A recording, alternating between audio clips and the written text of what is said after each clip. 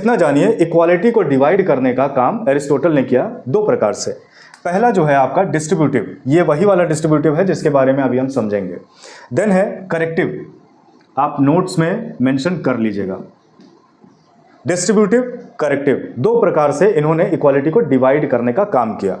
Distributive की ही अन्य दो शाखाएं हो जाती हैं, equality of outcome and equality of opportunity.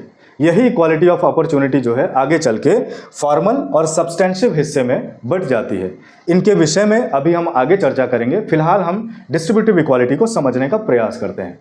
दोस्तों, जब हम डिस्ट्रीब्यूटिव इक्वालिटी को समझेंगे तो आपको सबसे पहले एरिस्टोटल के फिलॉसफी को समझना पड़ेगा कि वो इक्वालिटी को लेकर क्या कहते हैं। दरअसल एरिस्टोटल की जब हम बात करते हैं तो ये समानता से ज़्यादा फोकस जो है नेचुरल इनइक्वालिटीज़ पे करते हैं, यानी प्राकृतिक असमानताओं पर बात करते हैं।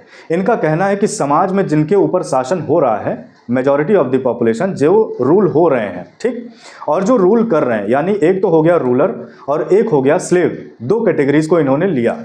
इनका कहना है कि जो स्लेव्स हैं इनके पास यही स्किल्स थी, इसीलिए इन्होंने मंजूर कर लिया कि भाई हम स्लेव बन के रहेंगे। लेकिन जो रूलर्स हैं, रूलिंग क्लास हैं, इनके अंदर वो पोटेंशियल था, वो स्किल थी, वो मेरिट्स थे कि ये जो है समाज पर अपना शासन स्थापित कर सकते थे।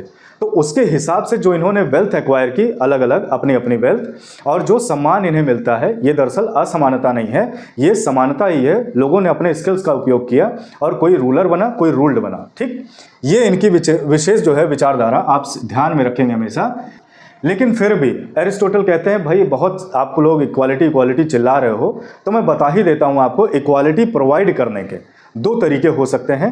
दरअसल उन्हीं तरीकों को बताने का प्रयास किया एरिस्टोटल ने कि एक तरीका तो डिस्ट्रीब्यूटिव होता है और दूसरा तरीका करेक्टिव होता है।